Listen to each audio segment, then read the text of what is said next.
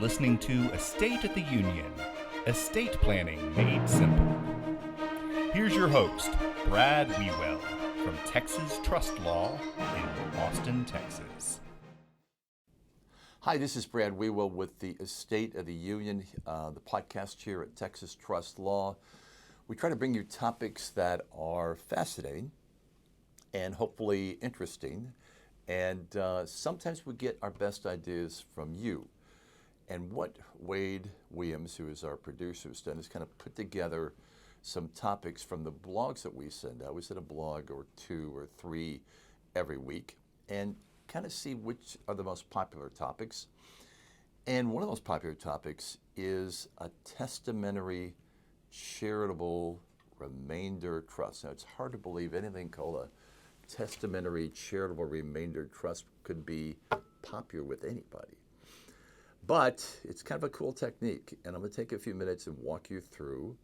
The bottom line on this is that a testamentary charitable remainder trust is a way around the 10-year rule, the new 10-year rule on emptying out IRAs on when somebody's passed away. So let's go to that rule, and then we'll go to the Testamentary Charitable Remainder Trust. What happened back about 5 or 6 years ago, Congress passed this Secure Act. Secure Act 1, now the Secure Act Point 2. And the Secure Act, in its essence, said when the IRA owner passes away, unless it's going to go to a spouse or a few other special situations, the person inheriting the IRA has to empty the IRA out in 10 years. Out in 10 years. This also applies to Roth IRAs, out in 10 years. Well, I get it. The idea is that the IRS didn't want to wait until these kids, these beneficiaries, live their whole lives and then finally get the tax money. They wanted it in 10 years. And again, to an extent, from their perspective, it makes sense, but it really kind of topsy-turvied what everybody else was doing up to that point, which was if I inherited my mom's IRA, my dad's IRA, at my age, I could take it out of the rest of my life. Not 10 years, maybe 20 years, maybe 30 years. But the Secure Act kiboshed that and said it's a 10-year payout, have a good day. Well, one of the things that God created along with Adam and Eve were lawyers. Smart move, God. And lawyers are trained to look for, what's the term, loopholes. And son of a gun, there is a loophole around the 10-year rule, which is called a testamentary charitable remainder trust. So if you're ready, let's get into that, how it works, why you may want to use one, and why it may be a really good idea to use one, and why you may not have any interest in using a testamentary charitable remainder trust. So here goes. Let's start with the charitable remainder trust, then we'll go to the testamentary charitable remainder trust. So a charitable remainder trust is a trust that's set up, we set them up for clients fairly frequently, and it tends to work best when I've got low basis assets. So let's say that I've got a ranch, a vacation home, a portfolio of low basis stock. And I know that if I sell it, I'll get clobbered with capital gains taxes. But you know what? I really prefer to sell it. I don't need the ranch. I don't go to the vacation home anymore. I'm stuck with this stock that, frankly, may or may not be doing that well. But if I sell it, I'm going to have to pay this massive capital gains tax. But I really would like to sell it. You can create this thing called a charitable remainder trust. You transfer the asset into that trust before you sell it. Frankly, way before you sell it, because you can't have a contract pending when you do that. So you do it, then the trust sells it, and you can be the trustee, which is kind of cool. And you don't pay capital gains taxes right away. If I sell it for $10 million, at the end of the day, I don't write a check to the IRS for the capital gains taxes and then keep what's left. I have $10 million left in my charitable remainder trust because it's a charitable remainder trust, and I don't have to pay the capital gains taxes right up front. I can take them out over a long period of time, frankly, over the rest of my life. So the charitable remainder trust is set up to where The monies from the sale is in there. No capital gains taxes are paid up front. And it's structured to pay me, and if I'm married, my spouse, an income stream for the rest of our lives.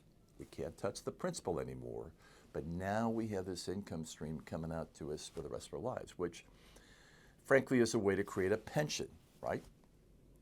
And pensions are pretty rare, and this is a pension that she can't outlive, I can't outlive.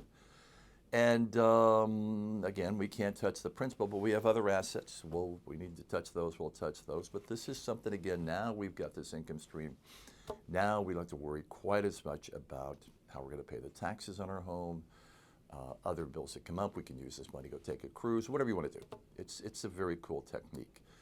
As the money comes out, we pay the income taxes on it. If there's capital gains, because we never did pay those up front, as we take the money out year to year to year, we pay those capital gains taxes over a much longer period of time. It's called a charitable remainder trust because when we pass away, what's left, the remainder of the money in the trust, goes to charity.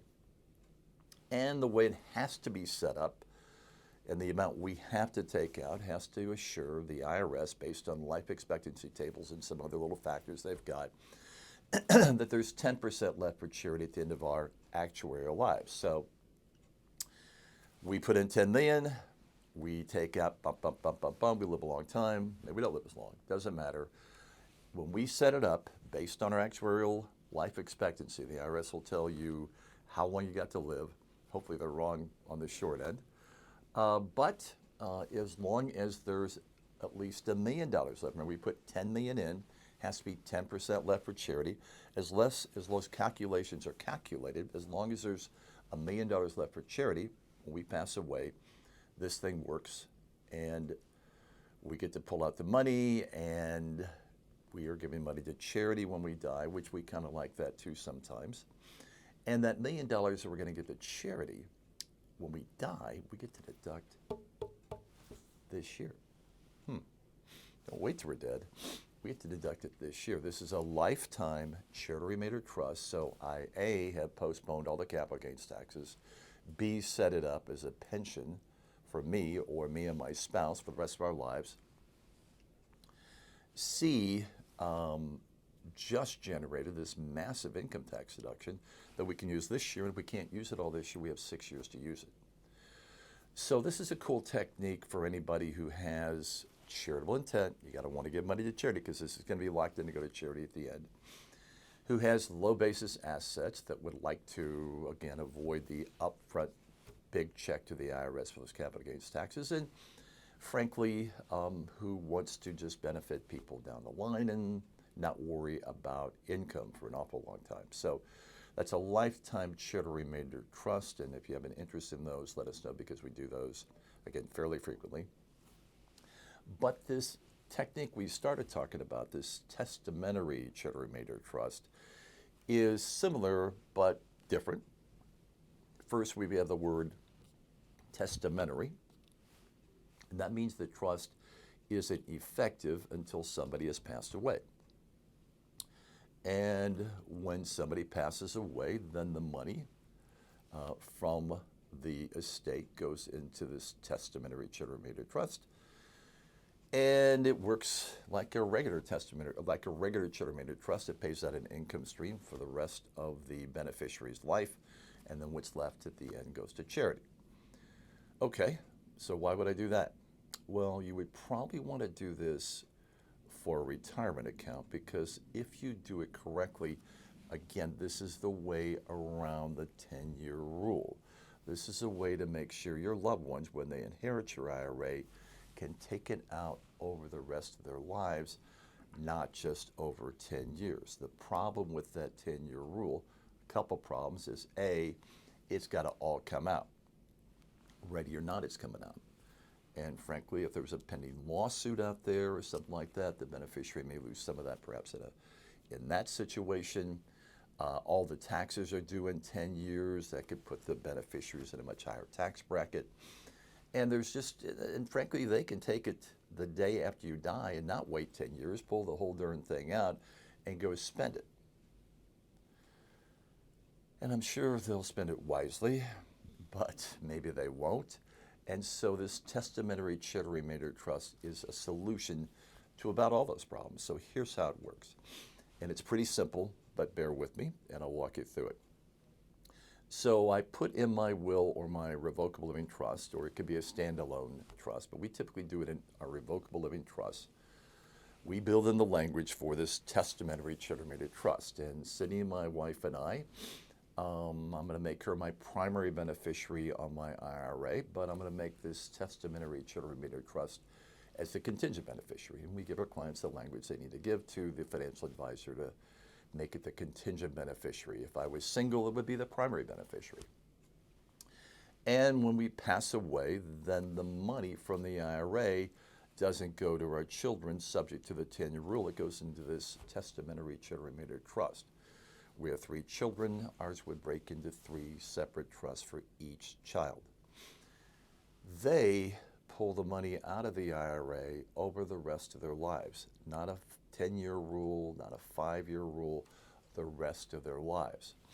Which means that this IRA now becomes a pension for them. And I promise you, they're in their 30s, there's no pension for them. There is no pension for anybody of that age, and frankly, there's hardly any pensions left for anybody else. But this is a way to ensure that whatever else happens in their lives, there's money there that's going to come out every year. Maybe it comes out quarterly, maybe every half year, monthly, but the money will be there every year for the rest of their lives. And when they pass away, what's left will go to charity, and a charity that we get to pick.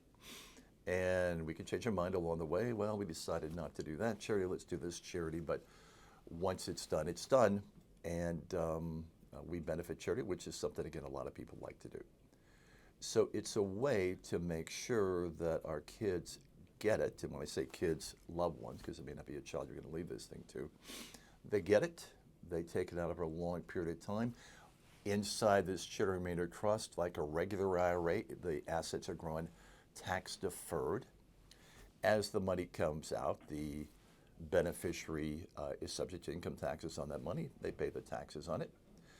But again, it's just a cool way to make sure it lasts for a much longer period of time.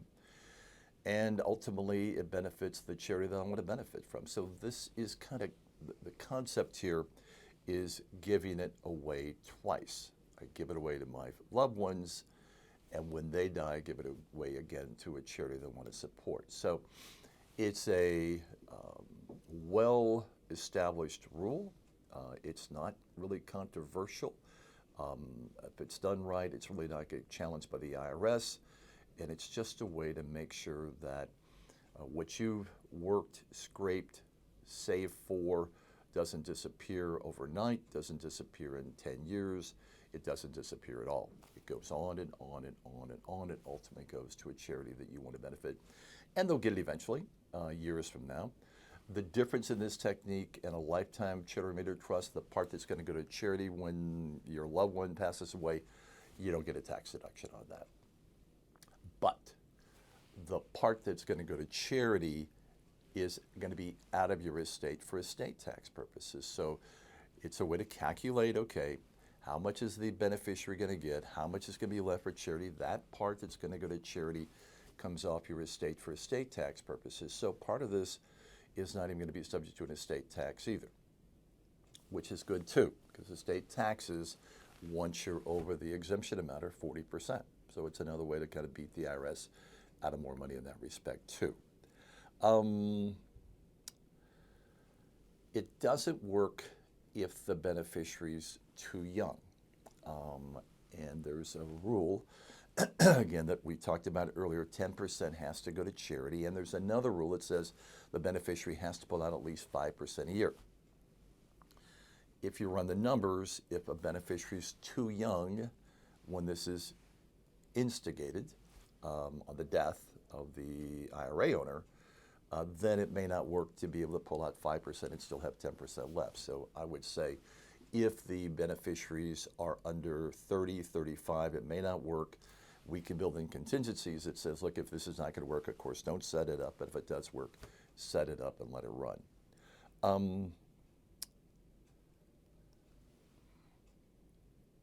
You may find this topic exciting.